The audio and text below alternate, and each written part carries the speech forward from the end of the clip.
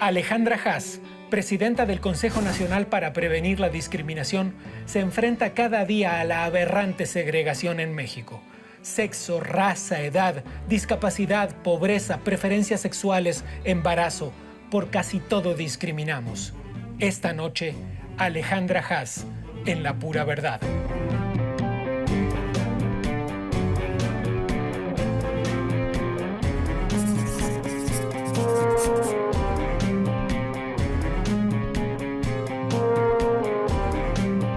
Hablemos de cuando fue necesario legislar el sentido común.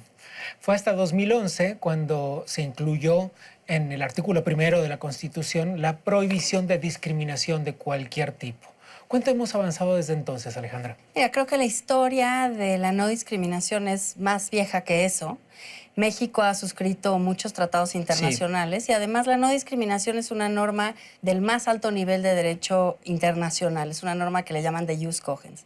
Sí se incorporó al texto constitucional de manera textual en el 2011 con todo un desarrollo constitucional en materia de derechos humanos que realmente le dio al Estado mexicano una base jurídica muy sólida para trabajar temas que ya estaban, digamos, legislados a nivel internacional, pero que todavía generaban muchas dudas en la interpretación.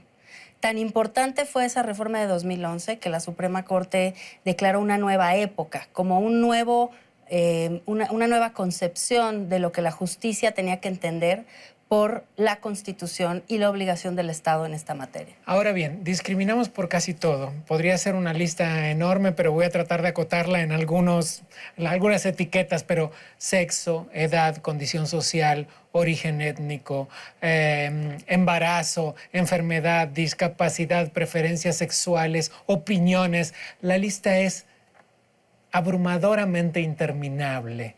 Sabemos que no estamos en el ideal, pero ¿qué tanto nos falta para convertirnos en un país, yo diría que más tolerante, si no acaso más civilizado en términos de discriminación o de no discriminación? Mira, yo creo que estamos en un momento en donde hay mayor conciencia de que hay discriminación y a mí me parece que ese es un avance fundamental. Antes no nos hacíamos cargo de la discriminación. Por ejemplo, la primera... Y siempre era algo que hacía otro. Alguien más. Exacto. Yo no, yo nunca. Y se asociaba mucho con el tema de racismo, y el tema de racismo se asociaba con la segregación racial en Estados Unidos, y aquí se partía de la premisa equivocada de que no había afromexicanos y por lo tanto no había racismo y por lo tanto no había discriminación.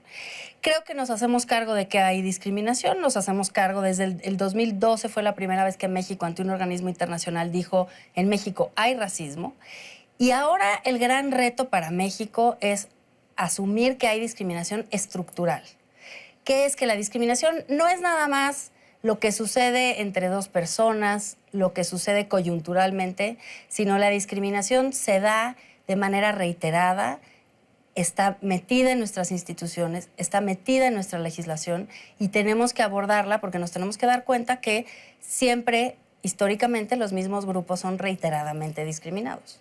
¿Qué son cuáles? Por ejemplo, una mujer indígena. Las mujeres indígenas, si tú te fijas en los índices... Bueno, y si llega a tener una preferencia sexual distinta a la de la mayoría, es como la suma de todas las etiquetas. O una discapacidad. O una discapacidad. Una mujer indígena con discapacidad que sea adulta mayor va a ser una mujer que probablemente no va a tener seguridad social, claro. Posiblemente no tenga trabajo, posiblemente tenga peor alimentación que todos los demás. Se empiezan a sumar las causas de discriminación y se conforma lo que es la discriminación múltiple y te hace ver un panorama en donde cierto grupo, de manera consistente, tú puedes predecir que esa persona va a tener una situación de desventaja. En 2011, CONAPRED sumó alrededor de 17 millones de personas que eran indígenas y que además de eso, estaba en una circunstancia de discriminación. ¿Eso ha cambiado de alguna forma? Mira, desde luego los programas de desarrollo social ayudan, aunque de repente las cifras, en la última vez que escuché sobre este tema, que leí sobre este tema, nos dábamos cuenta que el mismo porcentaje de personas en situación debajo de la línea de pobreza, el mismo porcentaje es hoy del que había hace 20 años, aunque ha crecido la población, pero el porcentaje es el mismo. Y creo que el tema principal para la población indígena todavía sigue siendo la falta de acceso al trabajo, a la salud, a la educación, a los derechos básicos sociales, ¿no? Pero hay una discriminación muy propia de, por ejemplo, la dificultad que tienen las personas en acceder a un trabajo. Claro. Justo nosotros estamos haciendo un estudio, por ejemplo, que empezamos a ver, todavía no puedo dar los resultados finales, lo estamos haciendo con la CEPAL, pero empezamos a ver que una persona indígena con la misma escolaridad, de la misma calidad que una persona no indígena, tendría un trabajo que le pagaría 25% menos que a una persona no indígena. Solo hago la aclaración, la CEPAL es la Comisión Económica para América Latina. Así es. Voy a dar una cifra exacta. En 2013, CONAPRED abrió 471 expedientes contra servidoras y servidores públicos, de los cuales casi 260 resultaron afirmativos en casos de presunta discriminación. Yo entiendo que los servidores públicos son también parte de esta sociedad y como tales hay pues factores de discriminación, pero ¿qué se hace para que no sea... Los servidores públicos son la cara del Estado, es decir, para que no sea el Estado cometiendo actos de discriminación? Mira, yo creo que esto es un trabajo en construcción. CONAPRED se conoce mucho por las quejas, pero tiene un área muy importante dedicada al tema educativo, al tema de capacitación. A la fecha, alrededor de 40,000 personas anualmente se capacitan en los servicios en línea que tenemos. Y muchas de esas personas son servidoras públicas de los 3 niveles de gobierno, no nada más del gobierno federal. Claro, claro. Entonces, es importante recordar que para todo el mundo son temas nuevos. Y muchas veces, y esa es la distinción entre discriminación estructural y otros tipos de discriminación, discriminamos sin querer. No todo el mundo sabe que está discriminando. A ver. Te doy un ejemplo. Hay un programa social en donde a las mujeres se les transfiere una cantidad de dinero si ellas tienen a sus hijos en el colegio. Pero resulta que hay muchos colegios públicos que no admiten a niños con discapacidad. Si tú tienes un hijo con discapacidad o una hija con discapacidad y además estás en una situación de clara desventaja económica y requieres de ese programa, no vas a acceder. Eso no proviene de un problema, de una falta de deseo de un secretario de Estado de querer excluir a las mujeres con hijos con discapacidad. Es estructural, sucede. Entonces, lo que hay que hacer es revisar el caso de discriminación, atenderlo y determinar si hay discriminación y después tratar de cambiar la política también, porque no nada más es atender el caso concreto, tratar de cambiar la política. Y ahí es a donde el asunto se complica. Pues se complica, pero hay casos de éxito y hay casos muy interesantes. Ahora la Corte la semana pasada acaba de resolver un caso muy interesante sobre guarderías para hombres en el Instituto Mexicano del Seguro Social. Voy a poner esto en antecedente. Los papás no podían inscribir a sus hijos. Digo, un papá soltero o sencillamente que fuera el derechohabiente y no su esposa, no podía inscribir a sus hijos en las guarderías. Esto decía la ley de funcionamiento, digamos, pero sí hay un recurso que entiendo que la Corte ya resolvió. Así es. Nosotros tenemos un caso que estamos, digamos, litigando en este momento, pero ya la Corte ya resolvió este caso y puede crear jurisprudencia y en ese sentido obligar a revisar la ley del IMSS y a darle a los hombres, si eres un hombre soltero y acreditas si tenías derecho a la guardería, pero si tú estabas casado se asumía que tu esposa tenía que cumplir con esa función.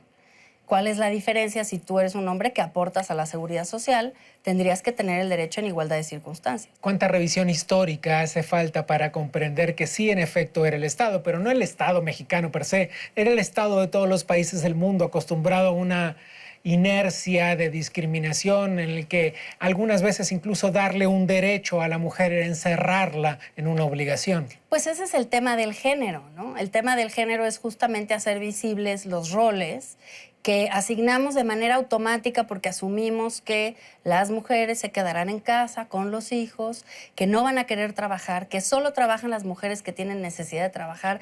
Hay una serie de prejuicios y estereotipos que se reiteran en el tiempo, que tomamos a veces incluso como valores sociales y que tienen que ser cuestionados. Por ejemplo, las personas con discapacidad y la capacidad jurídica. Tenemos una figura en el derecho civil que es el juicio de interdicción, que un juez puede determinar que una persona no puede tomar decisiones jurídicas, per se. Lo que dice el desarrollo del derecho internacional es que el Estado tiene que acompañar la persona hasta donde la persona pueda tomar decisiones por sí misma. Es un cambio cualitativo muy, muy importante para las personas con discapacidad y su posibilidad de ejercer sus derechos de manera directa.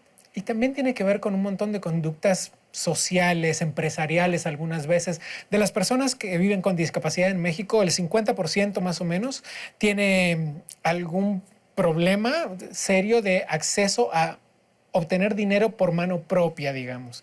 Y 30% tiene problemas alimenticios derivados de la pobreza. Pues sí, es que el tema es que las empresas están constituidas por personas que también tienen prejuicios y estereotipos. Y yo siempre digo que en México hablamos mucho de nuestro bono demográfico, que es como nuestra gran riqueza. Somos un país joven ante países, por ejemplo, de la OCDE, que son países ya en una curva de envejecimiento importante. México es un país donde la edad mediana es como de 27 años. Y es un país que no puede aprovechar su bono demográfico en toda su extensión porque tenemos prejuicios y estereotipos. Si tú cuentas, si excluimos del mercado laboral a las mujeres, a las personas indígenas, a las personas con discapacidad, a los jóvenes, a los adultos mayores, finalmente, ¿de qué bono demográfico estamos hablando? Estamos excluyendo a un montón de gente del mercado laboral en lugar de incorporar a esas personas al mercado laboral y dejar que contribuyan al desarrollo económico del país. Tiene un impacto económico la discriminación estructural. Yo voy a poner un par de datos sobre la mesa solo para que van a sonar caricaturescos en este contexto, pero en realidad los pongo para entender que lo que dimos por cierto y por bien hecho durante muchos años no necesariamente lo eran. Hace apenas 60 años las mujeres no tenían derecho a votar.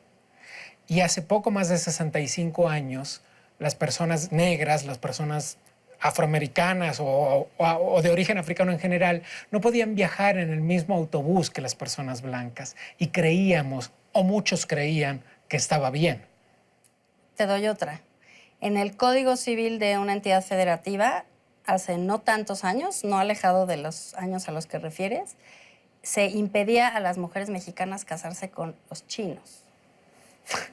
Porque se decía que podían generar enfermedades mentales, que eran personas que no eran aptas para tener hijos, en ese mismo tenor de prejuicios y estereotipos que impiden pues que las personas accedan a ciertos derechos porque hay una idea social alrededor de algo que hace que sea disque sentido común prohibirlo, ¿no? Sí. O impedirlo. Decía el sentido común puesto en la ley hasta hace nada que si alguien abusaba de una niña menor de edad pero se casaba con ella, el abuso ya quedaba reparado. En fin, la lista es enorme. Solo para terminar con algo que está muy sobre la mesa en estos días y es el matrimonio igualitario. Enormes marchas en diferentes lugares del país en defensa de la familia, pero en realidad en contra del matrimonio igualitario, y esa es una opinión personal. Pero resulta es que el matrimonio igualitario, el derecho al matrimonio o el derecho a que nadie sea discriminado por su preferencia sexual está plasmado en el artículo 1 de la Constitución. Entonces, te pregunto, ¿los estados que aún no actualizan su legislación local están en contra de la ley?